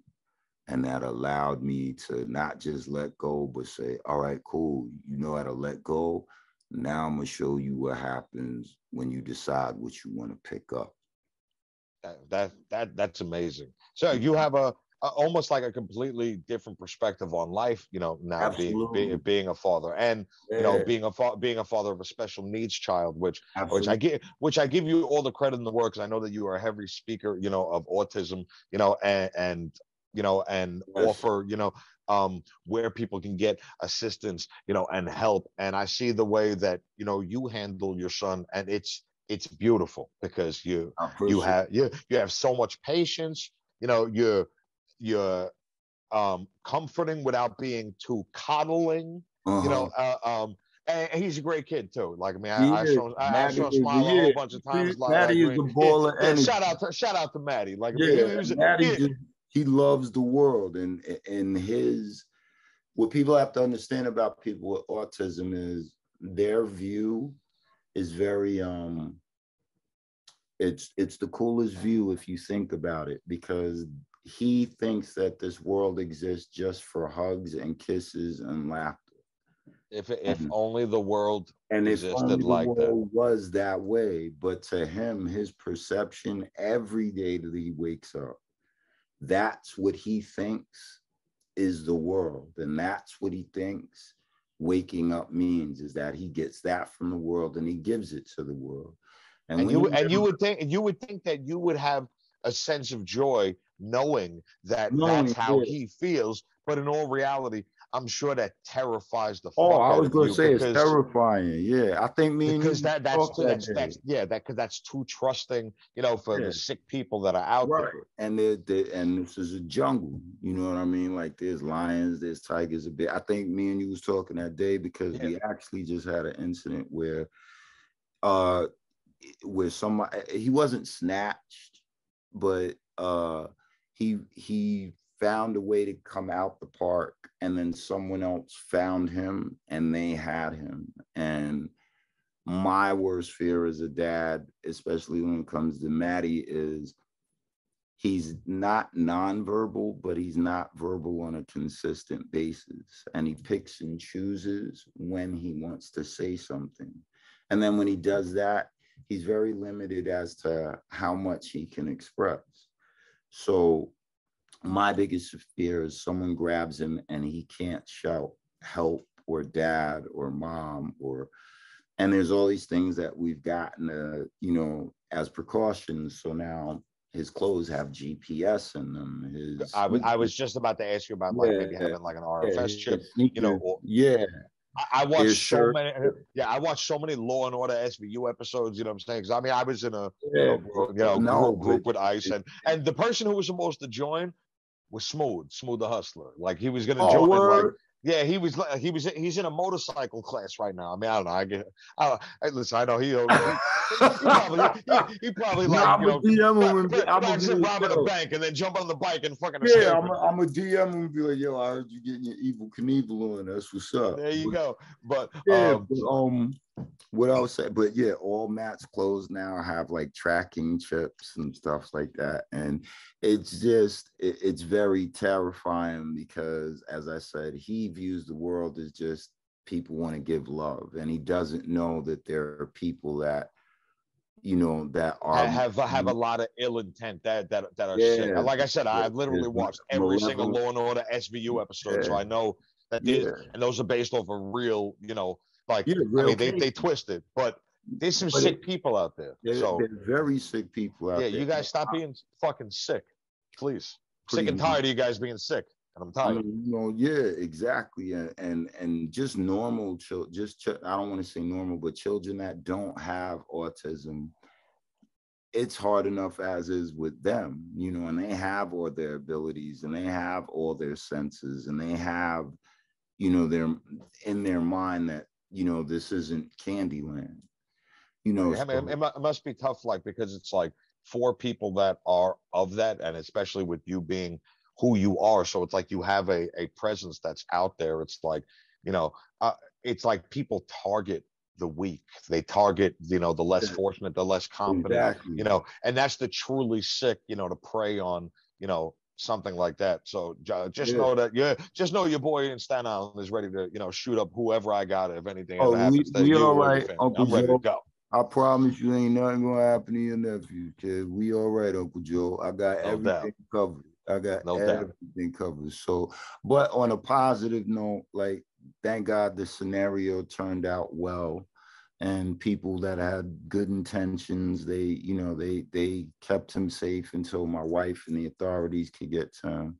Thank God. But it was very, very nerve-wracking, very, very terrifying. There's no other way to put it. So, listen, you're a normal person. The thing that a lot of people don't understand is, even though you're Mic Geronimo, it's like, you're a human being. You go through trials and tribulations and things just like the next person, and for people to not really understand who you are as a person or why you do the things or even question the things you do is to not really appreciate, who you are and your contribution as well as your tenure, to the music. And I don't even want to say hip hop. I'm going to say music, in general, because without you, it doesn't spawn a lot of other things that are great within the music world. So between everything that you've been through, good, bad, ugly, to where you are now, and seeing this, this new, you could like, man, well, I was seeing when you were rapping, I was like, you know what that is? I was like, I didn't even tell Shampoo. I was like, true joy right there. Oh, So, hell yeah. Hell so yeah. so you're on the path to spiritual joyness, my brother. Absolutely. And even Sham putting me in the studio and him making, he don't go easy on me. And I think I even find a joy in that, in the fact that I have someone on my side who does push me to be the very best I could be. And they do push me to be the very best that I see myself being, and they do cultivate within me the sense of, you could go as far as you want to go. He takes the light. Basically, the fire's already burned. He just takes like the lighter fluid and just like, let me just spray a little. How much do you attribute the comfortability that you have with him, because he worked with you in the early part of your career, as well as being friends with you?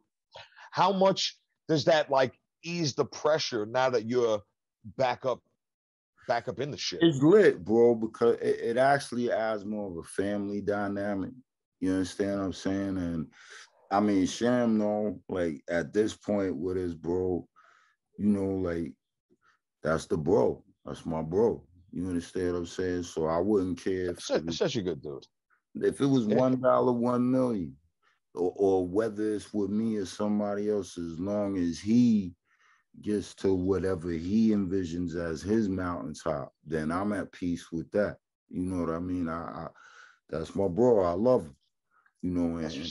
And it's likewise, and it's dope because you don't have the feeling of a hidden agenda. Listen, I can tell you from firsthand experience, because I had a deep conversation with him. Like the same way that you have like that deep respect for Flush, and I mean Royal Flush, for people that are like listening. Listen, he speaks with about you in such high regards, you know what I'm saying? Almost like that's family. So it's like anyone who knows Shampoo knows that the way he treats his family is he lays down the red carpet, and basically, he's there's no ill intentions about that man unless you spited him, in which case, run now. Because I'll be right behind him trying to catch up to whoever did it. You feel what I'm saying? But that's neither here nor there, but it's a family dynamic. It's genuine, it's organic, and it's positive. And you really couldn't ask for nothing else in this world from somebody that opts to take a ride with you. You understand what I'm saying? So like I said, I love bro. You know what I mean? Right, especially because you got a lot of things. Like Brooke got like a damn near hit record on her hands. Yeah. Conan got a damn near hit album. Yeah. He's got Smoke Champ's podcast. He does his DJ review, and he works for Def Jam. So it's like for him to take that time, I mean, it says something about that relationship. Hell yeah, and you said it best, bro. Because I'll be honest, bro. Some be so busy that, like, some days I'll be like, yo, I'm not calling him now because I know he got his hands full. And I'll say to myself, I'm like, yo, you know how to walk and chew bubble gum, nigga. Like, do it for both of you right now. He busy doing this. So when he's finished with that, y'all will meet up at the pass, and then it is what it is. So exactly. And I'm quite sure, besides just walking and chewing bubble gum, you could walk, chew bubble gum, and kick ass. Fact.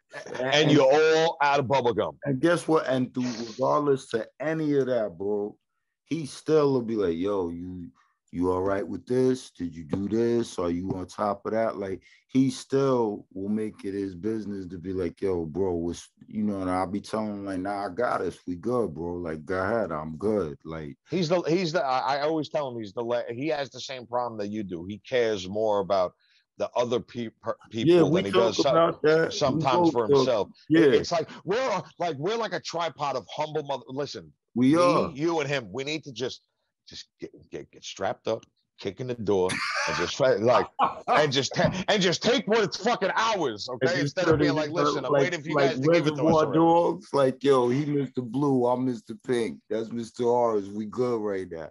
Nah, but right. You know what, bro? Again, I'm gonna say I'm not gonna change in terms of what I care about and don't, and to what extent I care about and don't. What I will say is I've gotten wiser, so I use more discretion. Do you feel that in like now that you are a father, when and I'll tell you a funny story about how I write lyrics, which is fucking crazy now. Like I feel like it's like, why do you care? But do you ever feel like I mean, only because it's like, all right, I'm single. Do I really want to be as misogynistic as possible? It's like that might deter a possible. So you could. Yeah, I got a lot to lose. It's like, right. But as a father now, do you feel writing now comes at a different cost, or do you write from a different perspective? Yeah. Or like, does your wife understand that? Listen, sometimes I have to be fucking bitches and killing babies in my lyrics. When it comes to them, it's crazy because like all my sons are like A&Rs for me now, right? So if they like the beat, then I'm like, okay, that's when we should try. If they come in and they're like, fucking awesome.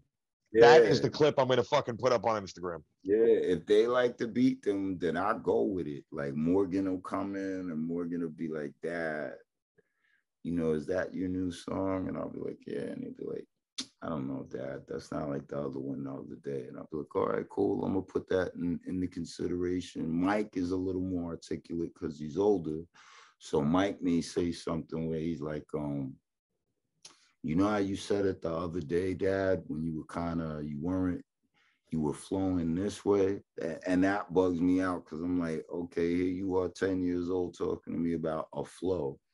But they get it, and they do. And then the other thing is, like Morgan in particular, Morgan always comes in and be like, Dad, I thought we talked about you using bad words and stuff. Is that clean, Dad? Or that's great. Is that the one with the E or the one with the C? And I'll be like, no, this is the C, this is the clean. So with them, it kind of, you can't not feel as though you have to take a look or scrutinize your material a little bit more. You're like, fuck, my kid's gonna hear this. I can't. Right, I'd be like, exactly. Like, I gotta say fudge instead of fuck.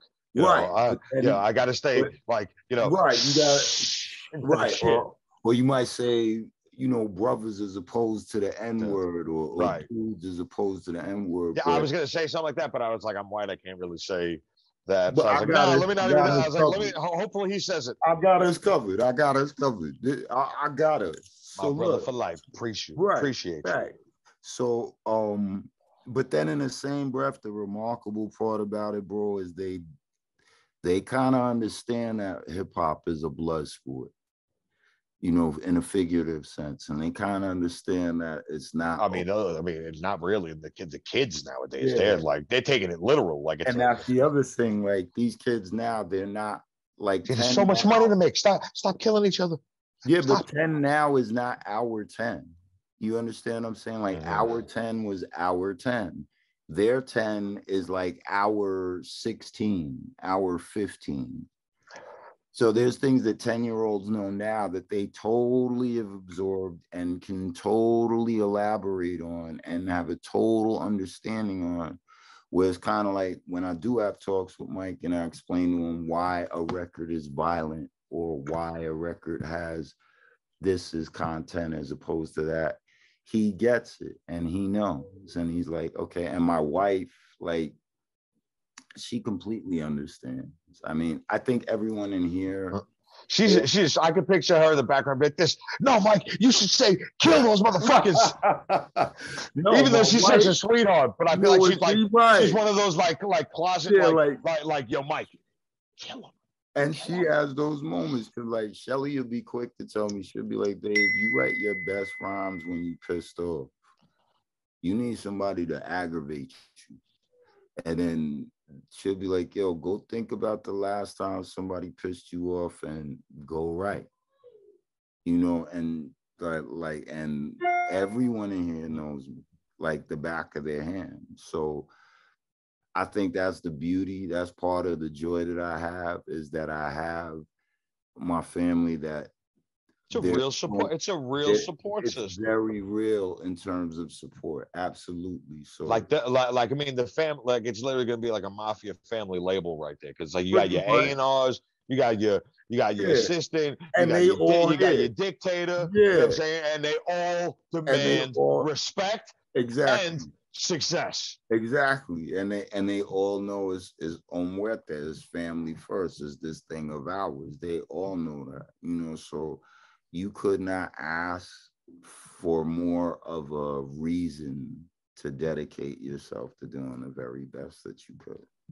Listen, it's pure motivation right there. I mean, I always say success is really nothing if you have nobody to really share with, or somebody to really like, because I think in that aspect, it's like I always had a selfless approach. Like I always wanted to achieve some level of, and when I say fame, I because that's not really what I'm after. I'm after really more of a respect and, you know, and the success of it, so that I can do stuff for people. I never really wanted it for myself. Yeah, I'm gonna buy a fucking Ferrari, and you know what I'm saying, I might go to Thailand and, you know what I'm saying, buy a couple of hookers, you know, even though I've never bought it one, you know, ever. You know, I might get one of those. But it's like, you know, I might just like, you know, buy a retirement home for my parents, give a whole bunch of stuff to charity, you know, like invest in shit that, you know, that because I'm a nerd, you know, I think about. So it's like, but that's the same reason that I look at things. Like I don't look at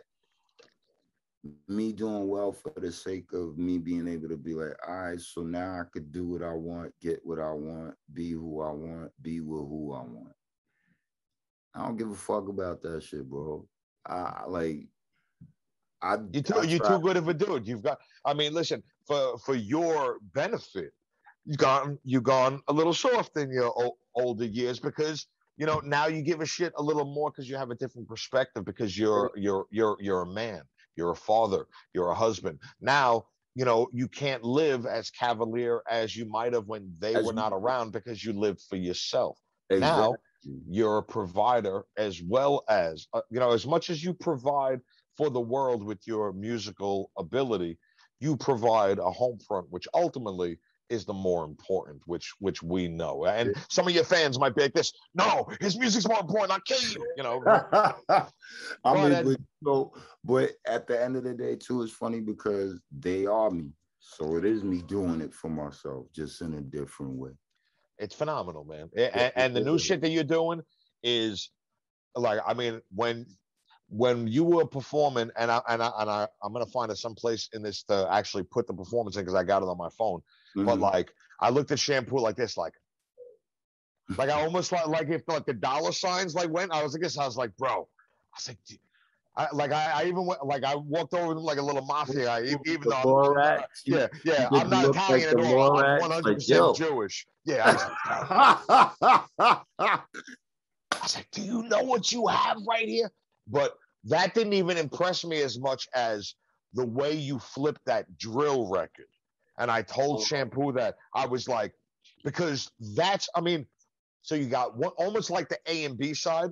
The A side is for all your existing fan base, as well as the people that respect boom bap that sadly, you know, might have never heard of you, you know, and don't feel bad, because I picked up this 22. Listen, I'm gonna tell you a story real fast. I picked up this 22-year-old girl that I met on Instagram. She does music and everything like that. And we were driving back, and I drove like an hour to pick her up, like a fucking asshole. And I'm driving back to my house, you know, but you know, sometimes I need to smash. I'm a sex addict. I admit it. But anyway.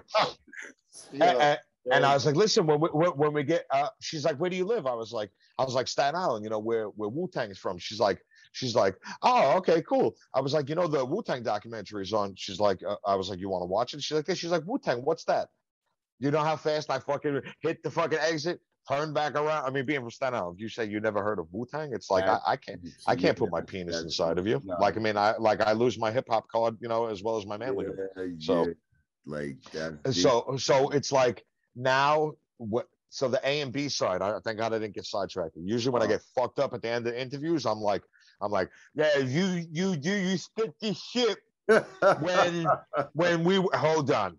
Let me Right. The A and B side. The A side is that joint that you performed first, like the straight boom bap, lyrical, conscious, hit him where it hurts. You know, punchline on the fourth bar, make you wait for it, make you look at your friend with that snarl face, like, like damn, like I mean, like that. You got to take a shit so bad, but you just got a shit taken on you.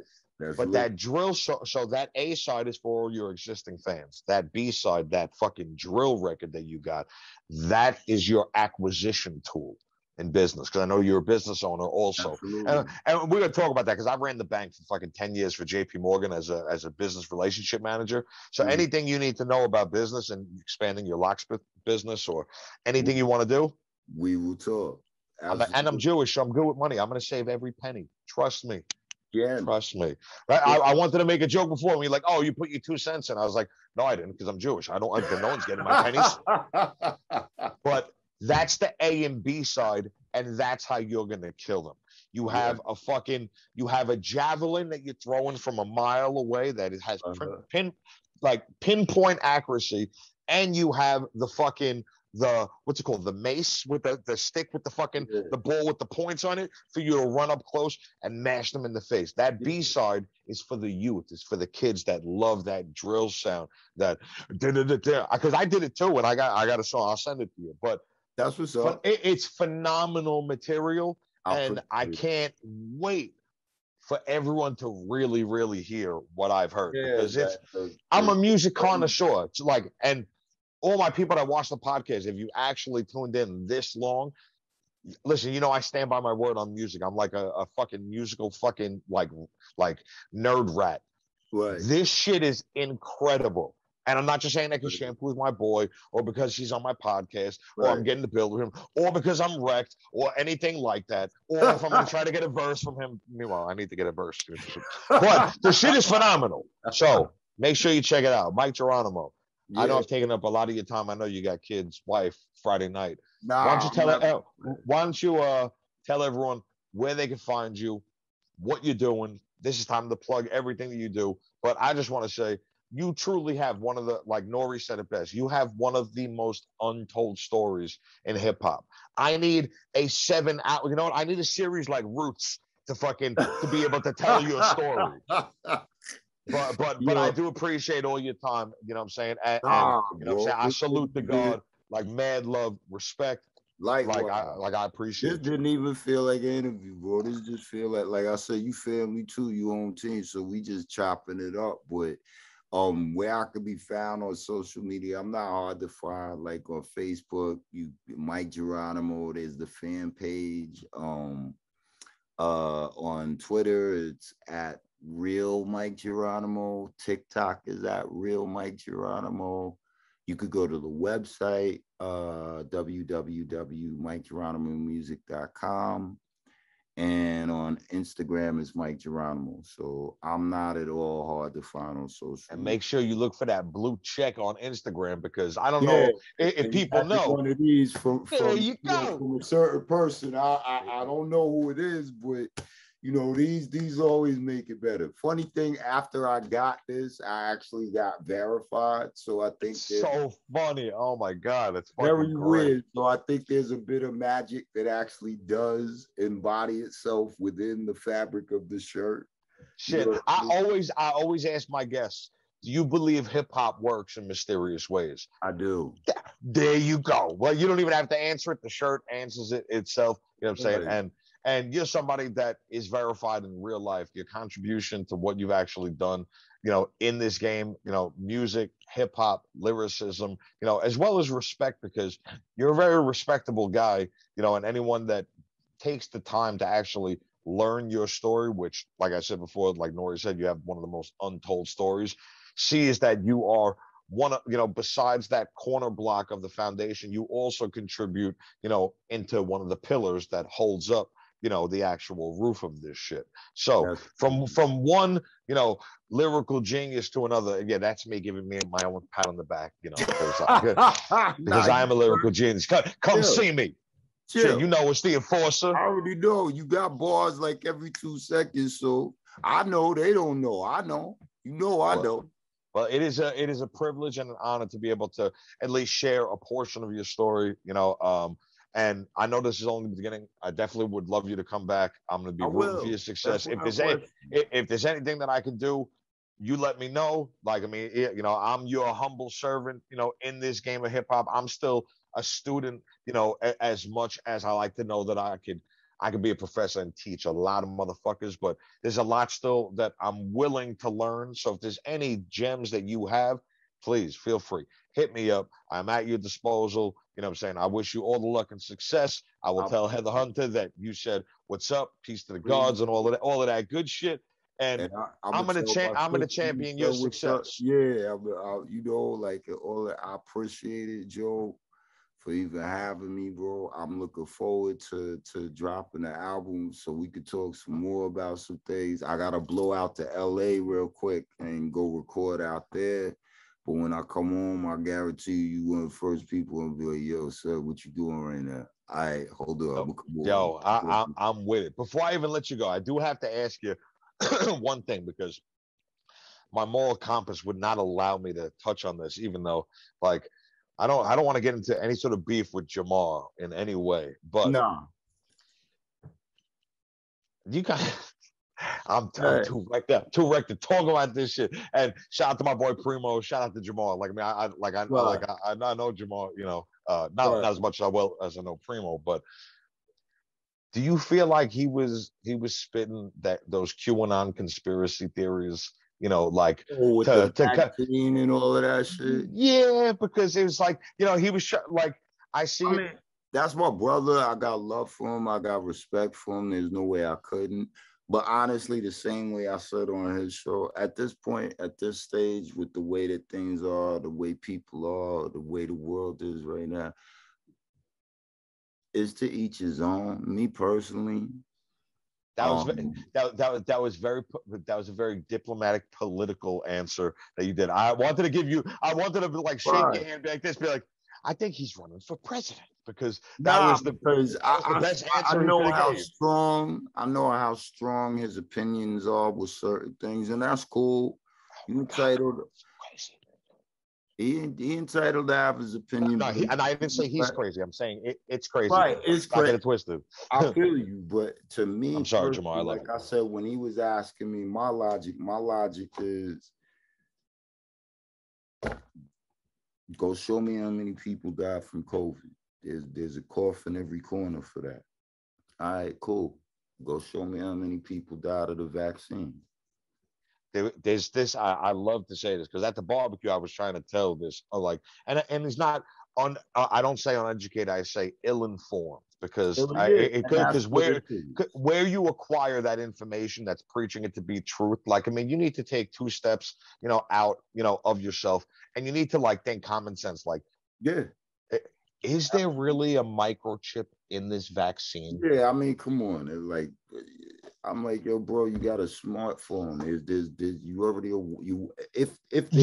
Exactly. If they wanted to track you, they got you. Right. If there was this diabolical plot to you got Facebook. If they want to see where you're at, they're gonna fucking poke you. You know what I'm saying?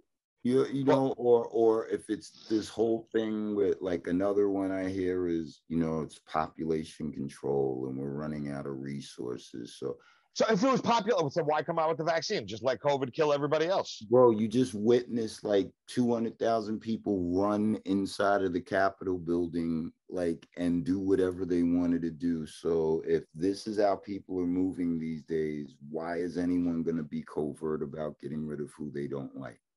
Exactly. This is the metaphor that I give to people when it comes to the vaccine. Right. No, I'm sorry. Go ahead. No, go ahead. But see, this is the unfortunate side of the internet. It's a gift and it's a curse, and it's a Pandora's box in a sense, because there's no man on earth that's ready to know everything.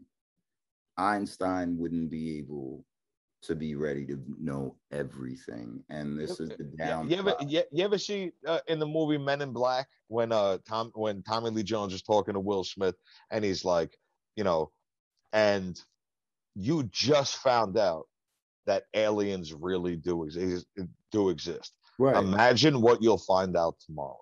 Exactly. Which, ironically enough, if you're going to be real about it, they just released all the declassified documents regarding that.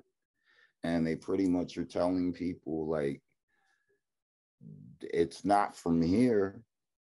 We didn't make these things. Do we know where they come from? No. So, okay, if you found that out today, then what are you going to find out tomorrow?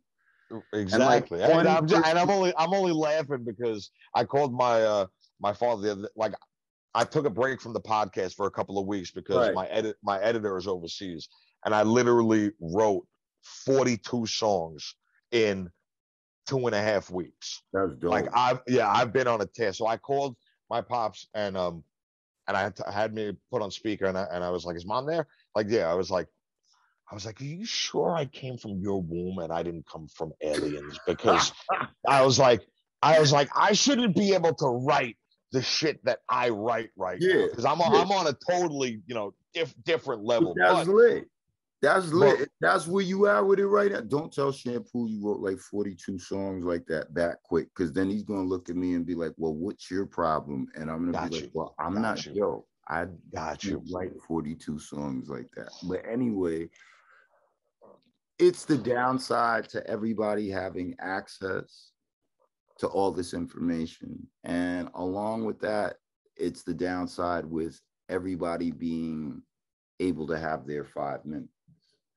And so you have all this information, and then you have some information that's deliberately thrown in the mix to so that you don't know what to think. And I just think that if me getting this vaccination, 1, ensures that my kids won't get it from me, and 2, ensures that if, highly unlikely, if by some strange chance I were infected with it, well, then at least I could have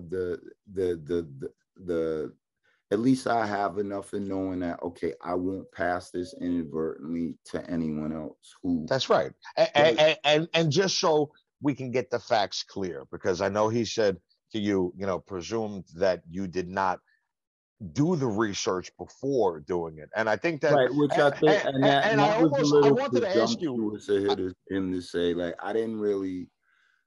And it was, it could have been a little bit insulting if I chose. I wanted to ask you because I know that now, listen, as a white person, I would never speak, on a subject, of race like this. But I feel like I wasn't. No, I'm hoping Jamal doesn't get insulted when I ask this. Mm. Now, do you feel like, as a black man that, has experienced what the government did to the Tuskegee men, with as well as with influenza in the 1918, using them as guinea pigs. It's like, do you think that it's were you a little insulted that he would presume that you didn't do your homework beforehand? I think if I wanted to choose to be insulted, it would be more so of the presumption that, well, you didn't do any research. Okay. But you just sat here 20 minutes ago and reminded the world that I'm a Virgo the same as you, and that we think alike and everything has to be analytical and logical.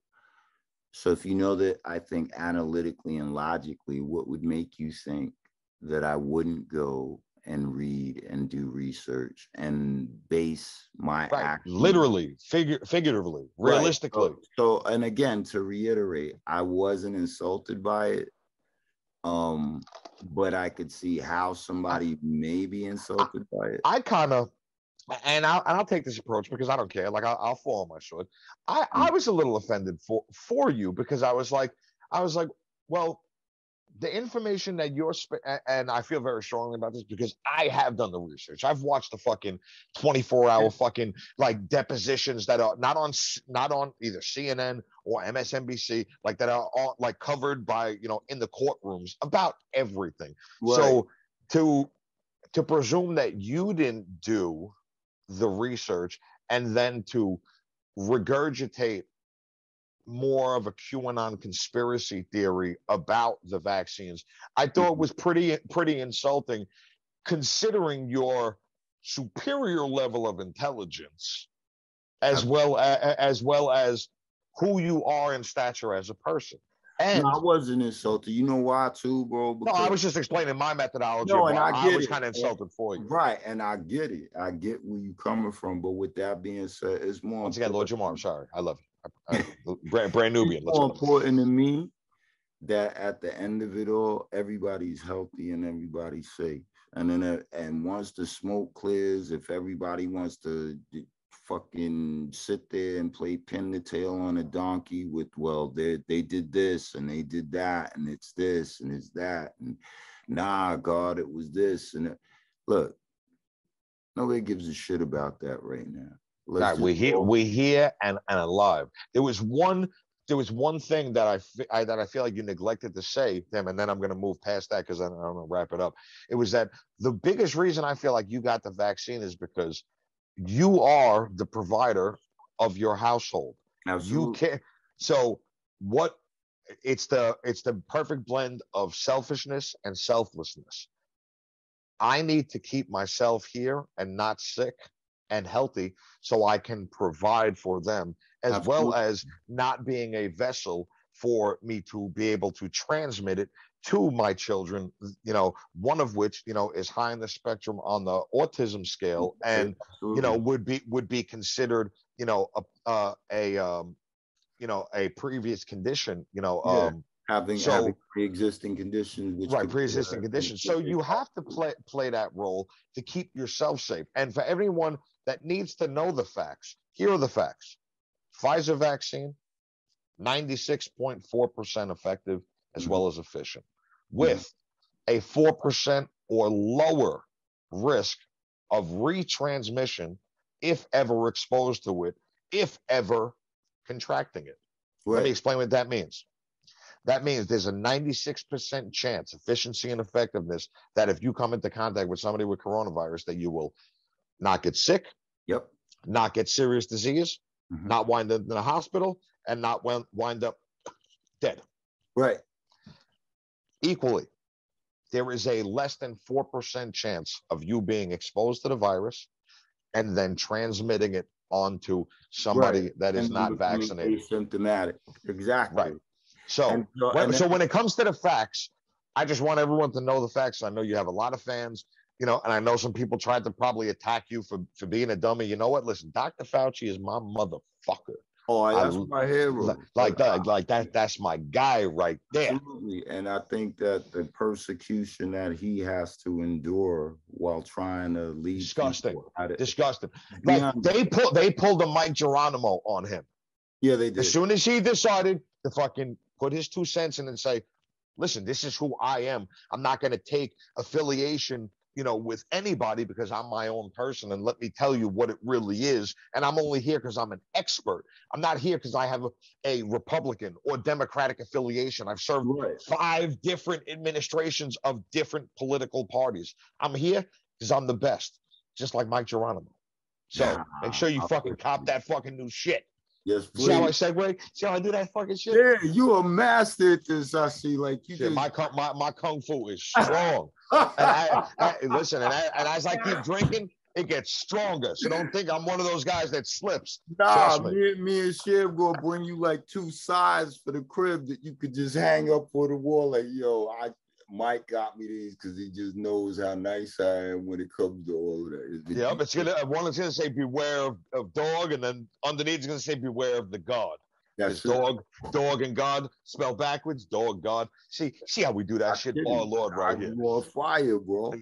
Yeah, Mike. Listen, thank you, so very much for taking your time. I'd like to leave you with yeah, I'm having a fucking blast right now. It's like I don't even want it to end, but it's like I think my Zoom subscription only lasts a certain amount of I'm Jewish. I chose the cheaper one. I didn't I know. I gotta stop living like that. But I'd like to leave you with a quote that I end off all of my podcasts with. And it does feel like you attribute your life to this as well. And if you haven't embraced it, I would like you to embrace it moving forward. So let me take a sip because I'm a little cotton mouth. I've been smoking my fucking ass off. Okay. We are all just here for a small cup of coffee. Mm-hmm. I'm just trying to drink it while it's still hot.